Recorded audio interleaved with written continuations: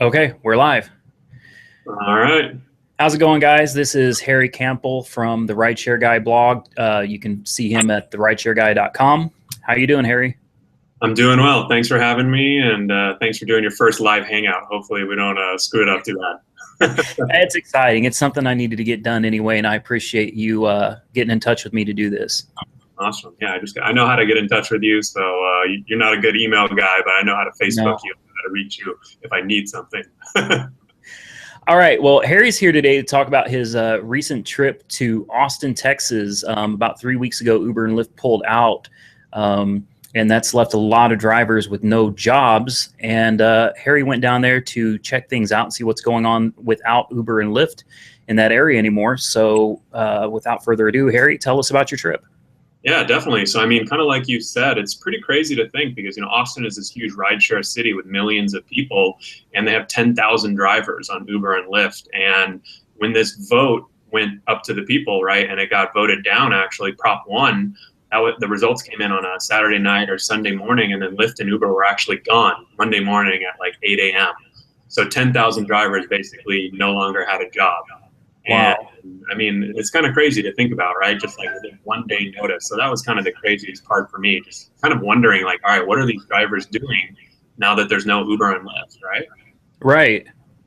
And kind of what we decided to do was go down there. So Christian and I, who's one of my head writers, we went down to Austin and basically we set up interviews with all of these companies, either an exec or we tried to get a CEO, because now there's actually, I think, 7 or maybe 8 or 9 companies, basically startups, looking to fill the void left by Uber and Lyft. It's been a few weeks since they're gone, so we wanted to go down there, see how passengers are getting around, and also basically see what drivers have been up to, how they've been making money over the past few weeks. All right. What'd you find out?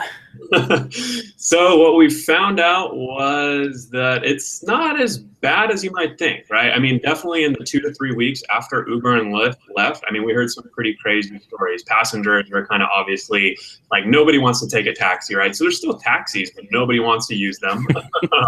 It's kind of like once you get used to Uber and Lyft, you just can't use a taxi, right? Right. So that's kind of what we heard from passengers on that side. And on the driver's side, I mean, I guess the thing for me that I thought was pretty messed up about these Uber and Lyft leaving was just that they did it so quickly, right? And drivers didn't have any time to adjust.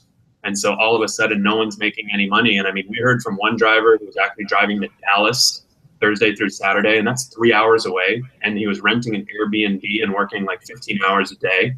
So that was one driver that we talked to. Another driver we talked to was basically digging ditches, doing day labor because he didn't have a rideshare company that he could work for.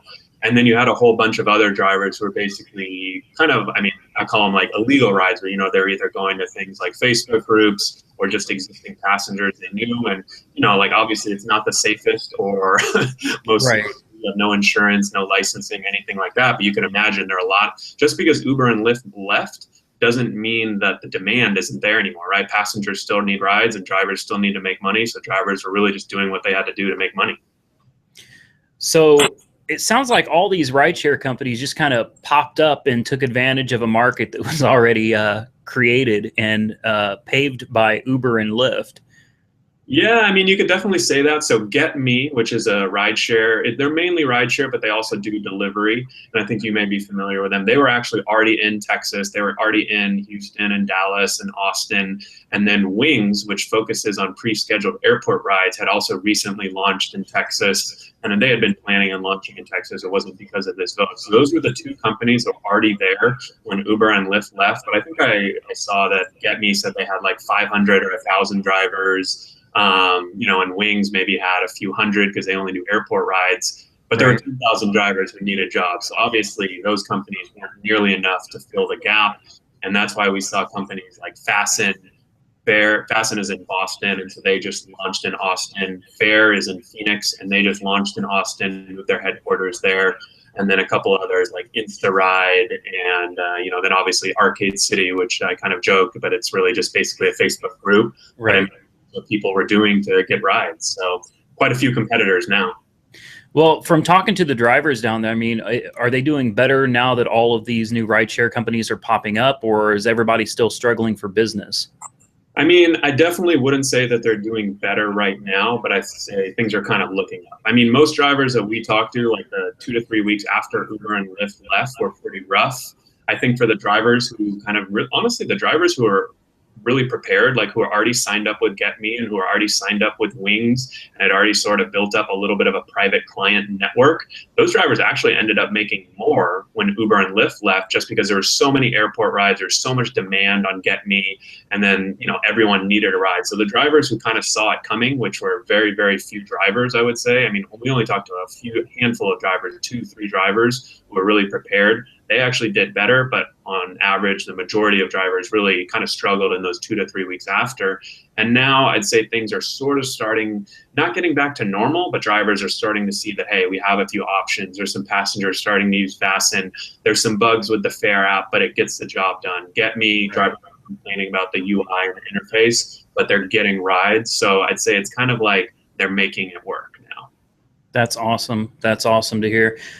This is one of the things that really concerns me. I'm gonna have to do a video about this in the near future, because I think a lot of people just have been taking Uber and Lyft for granted. It's just something that it's been there for quite a while, and people just assume that they're going to wake up every day and it's still going to be there.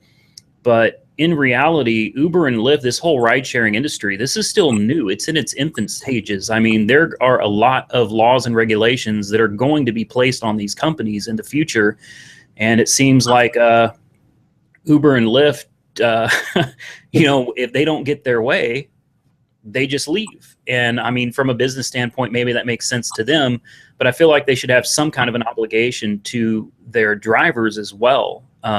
And it looks like they're just willing to drop everybody and walk away.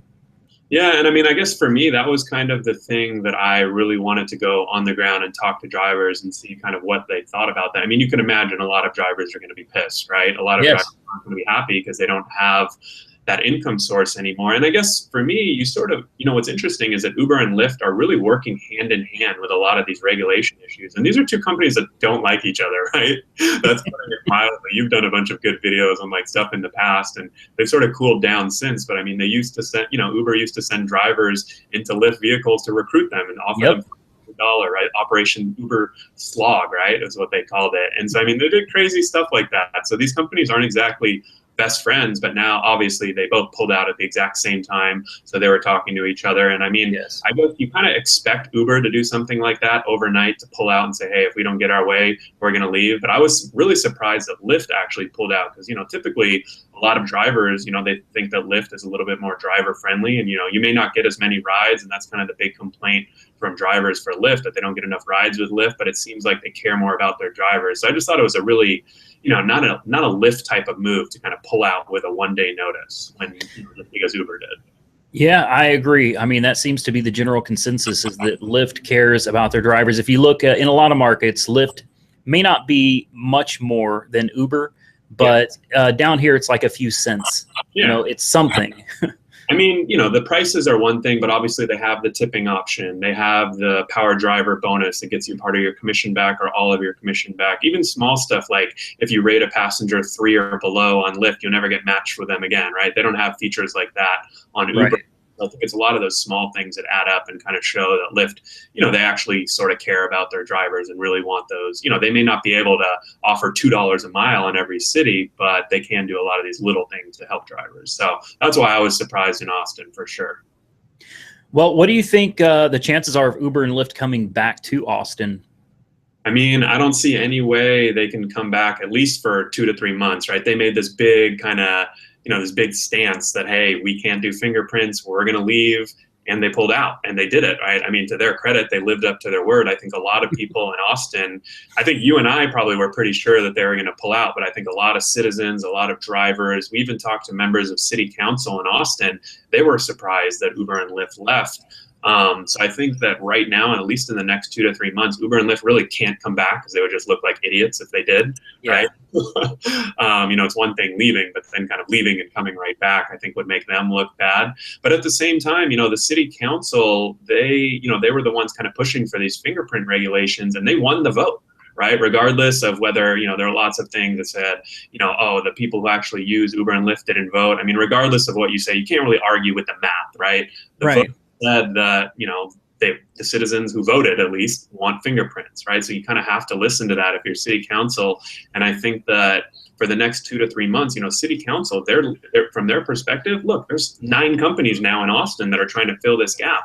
Why should they have to cave, or why should they even have to compromise with Uber and Lyft? They're kind of in the position of power right now, right? They're going to see, hey, okay, if in 3 months all these companies suck and no one can get a ride, then they might start feeling some pressure. But I think for now, there's really no room to compromise on either side. So I'd say that, in the short term, I can't see Uber and Lyft coming back. But, once these big events like University of Texas football, you're out there in Oklahoma City, so you know how big college football is. Yeah. How many people come into Austin for these games, hundreds of thousands of people. That's when it's going to be kind of the real test. Like, hey, are people starting to miss Uber and Lyft? When South by Southwest, which is this huge tech festival, comes to Austin, are people going to be, wondering, hey, where are Uber and Lyft? That's when I think, there's going to be both pressure on both sides to see if they can come back. Okay, Chicago. What do you think is going to happen there? Well, I think that was probably one of the reasons, just relating it to Austin. That's why Uber and Lyft are making such a big deal, because if, they give in Austin, what's to say, the Chicago aldermen look at this and say, hey, well, Uber and Lyft just gave in to fingerprints in Austin. Now we can do that. So I think the big thing in Chicago for Uber and Lyft is they really, they're starting to, it's a little bit slippery slope though, right? Because they can't just keep pulling out of all these markets. Because Chicago, no. Right? I don't know if you want to pull out. They might threaten Chicago, but hey, if they pull out of Chicago, there's going to be plenty of companies willing to go to Chicago and start up there too. That's an even bigger market than Austin, right? Yeah, I'm not sure if Uber is willing to play that card, or Lyft. That's a big market. That's a huge market, and they would definitely feel a sting from pulling out of Chicago. But it's hard to predict what they're going to do, I think they're kind of at a turning point right now, because they can't just keep pulling out of they can pull out of 1 or 2 markets and kind of say, hey, look, we were right. But they can't pull out of 1, 2, 3, 4, 5 markets. And they're actually going to start losing a lot of money and a lot of passengers and maybe even market share if companies like Fasten and, Ride Austin or whatever local options start popping up. One thing I'll tell you is getting around in Austin with Fasten, which is the company out of Boston. They've been around for 7 months. They have a legit app. Their app works real well on the drivers and passenger side. It looks just like Uber. It works just like Uber. By the end of the trip, we kind of both found ourselves defaulting to Fasten. Even when I got back to California, I clicked the Fasten app and I was like, oh wait, I'm back in California. I got to call an Uber, right? What's the pricing with Fasten compared to Uber and Lyft? So Fasten was actually at 95 cents a mile, which is pretty low, and they raised it. Drivers were complaining about that. Drivers were complaining that the rates were too low on Fasten, and they actually raised it up to 115 a mile, which is still, lower on the broad spectrum of things, but it's higher than Uber was in Austin at the time. I think Uber was just under $1 a mile in Austin. So, the pricing I think is going to be around Uber or maybe even a little bit higher. And but to start, I think a lot of these passengers and drivers are just happy to have an option in general. So passing, the pricing isn't as important to start, at least. Well, that's awesome, man. I really appreciate you taking the time to talk about it, because that sounded like a really interesting trip. And I may have to take your lead on that and go down there and check things out for myself, hopefully without running into anybody from Arcade City. Worst case scenario, if it does get banned in another place, or if they pull out of Chicago or somewhere like that, maybe you and I will make a trip together and we'll. I'd go to Chicago. Absolutely, we could do that. So yeah. All right, well, guys, that's Harry Campbell. Check out his blog at therideshareguy.com. Lots of useful information, tips and tricks on there that'll keep you profitable. Harry, I appreciate your time, man. Thanks for taking the time to come on here and talk with us. Cool. Thanks for having me on. Take care. All right, have a good one.